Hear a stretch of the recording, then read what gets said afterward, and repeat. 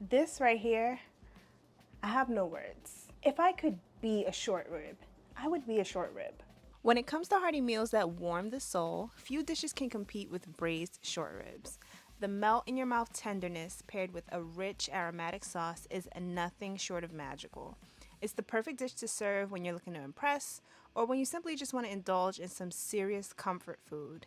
Whether you're hosting a dinner party or planning a cozy evening in, this braised short rib recipe will be your go-to.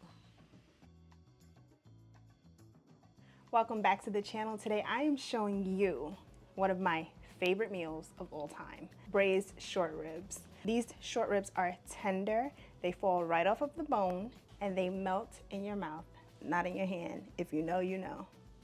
We're starting off with something all good braises start with, and this is a mirepoix. So this is a 2:1:1 ratio. This is used a lot in French cooking. 2 parts onion to 1 part carrot and 1 part celery, which just means I'm gonna use a whole large onion, about 2 small stalks of celery, and 2 small carrots. All of these vegetables are getting a small dice. I like to cut them all relatively the same size because that just means they're gonna cook at the same rate. You don't want them too tiny because they will disintegrate in this braise since we're going to cook this low and slow for about 2.5 hours. So a nice small dice will work here. And now we're going to move on to our bouquet garni. A bouquet garni is basically some herbs, woody herbs usually like rosemary and thyme, and you tie them up in some kitchen twine. So this is what I have here, some kitchen twine. I'm going to cut a piece off with my knife. I like to do this because it makes fishing out the herbs easier at the end of the braising process. This way you don't have to go around and hunt for all the herbs that could be still in the pot. They're all going to come out in one go. Just leave a little bit of that string on there and you can pull it right on out when the braise is finished. Moving on to our true star of this whole dish, our bone-in short ribs. These short rib pieces are about 3 inches long. You can get them a little shorter. I would say no less than 2 inches. If you want to use boneless short ribs, you can do so. You're just not going to produce a lot of gelatin, which naturally comes from the bones. In that case, you can add your own gelatin to make the sauce a little more viscous, but that's why I like to use bone-in short ribs because I don't have to add the gelatin myself. I call for 2 pounds of bone-in short ribs for this recipe, so I'm seasoning them with 2.5 teaspoons of Diamond Crystal kosher salt on all sides. Now, if you're using Morton's kosher salt, that is twice as salty as Diamond Crystal, so you want to cut that amount down by half. But I suggest going with Diamond Crystal because it's so much more control over how much salt you're using, and it's my personal favorite brand. I'm using the salt and the pepper that fell on the tray to season all sides of these short ribs, and then I'm moving on to the stove. You can pour a nice amount of any neutral cooking oil. It could be vegetable, canola, avocado. Here I'm using grapeseed oil because it's what I had on hand, and we're going to use that to sear these short ribs. Now, we want to sear these beautifully on all sides. We want it to be golden brown and delicious. The timing will vary, but it should take anywhere between 8 to 10 minutes generally. And you want to make sure you don't overcrowd the pan because if we put too many short ribs in at one time, they won't get that nice beautiful sear. They'll actually start steaming and the meat will turn gray and you'll be upset. I mean, it will still taste great, but it won't reach its full potential. And as you can see, we're getting really nice color on these short ribs. That golden brown moment, we want that so that fond can develop at the bottom of the pan. And fond equals flavor. So those are those little golden bits that you see stuck to the bottom of your pan. We're going to use that to saute our vegetables next. After I've removed all of the short ribs after searing, I'm going to add in my mirepoix, so my onions, my carrots, my celery, and I'm going to sweat those babies down for a few minutes. Now, if you see someone tell you it takes 5 minutes to sweat these onions and carrots down, no, don't believe them. It's going to take you at least 10 minutes, and you want to do that because you're cooking out the rawness of these vegetables and you're getting them to that state where they're going to be perfect in the braise. Make sure you're seasoning every single layer of this dish, so I'm going to throw in a little bit more kosher salt and a little bit more black pepper to season these veggies. At this point, the veggies are sweating out so much water that you can actually scrape up the bottom of that pan. We're gonna add in some tomato paste and start cooking that out. And there's actually a French term for this called pincage. I believe that's how you pronounce it. Please forgive me if my pronunciation is a little off. But that's just a mixture of mirepoix with tomato paste and sauteing that and using it in any type of cooking. I'm also adding some dry red wine. You can use Cabernet, you can use Merlot, whatever floats your boat.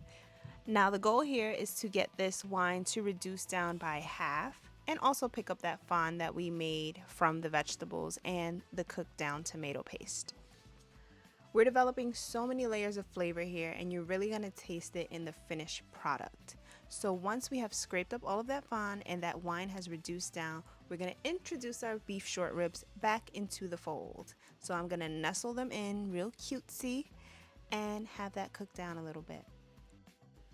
After we add all of our short ribs back into the pot, we want to toss in that bouquet garni that we made earlier, so our bundle of rosemary and thyme, and that's adding additional layers of flavor to this beautiful dish. After this, we're going to add our chicken stock. Now you want to add enough chicken stock to go up 2/3 of the way of the short ribs. This is what qualifies as a proper braise. So if you want to braise anything, just go up 2/3 of the way of the protein with liquid, and then make sure you cover that with a lid and cook it low and slow. Our oven temperature today is at about 300 degrees Fahrenheit, but you can go up to 325 degrees. Mine at 300 degrees Fahrenheit took about 2.5 hours to become fully tender. And some people go 3 hours, but I would say check it at about 2.5. And I do this by inserting a cake tester into my beef. If it goes in and comes out super clean with no resistance, I know that the short ribs are pretty much ready. I also knew that they were ready because the bones were literally detached from the meat. So I knew we were ready to go. If you're wondering why I chose using chicken stock over beef stock in this recipe, it's because I'm using a store-bought stock. Now, if I had homemade stock, I would definitely go beef. But in stores, chicken stock is of higher quality than beef stock, so I always choose to go that route if I'm using store-bought stock. But look at these short ribs. How beautiful are they? They're glistening. Now all there's left to do is remove these short ribs from their braising liquid and to strain that braising liquid. I like using a fat separator because these short ribs are pretty fatty, so they produce a lot of fat on top of the gravy that you're going for.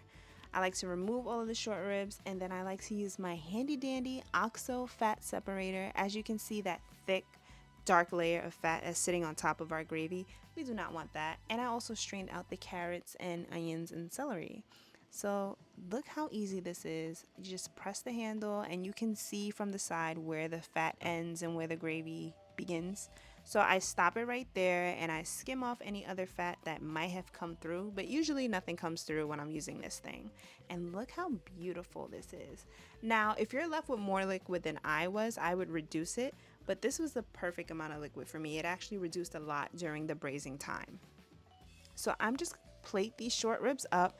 I made some garlic mashed potatoes. You can find that recipe on my website, thedailyspecial.com. You can also find the recipe fully written with instructions for these short ribs there as well.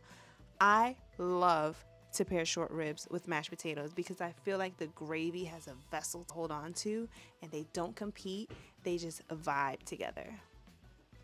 So you just want to drizzle all of that lovely gravy on top of your short ribs.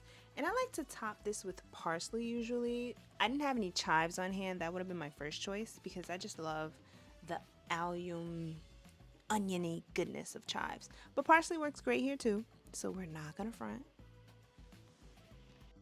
I believe of making the most of what you got and use what you have on hand.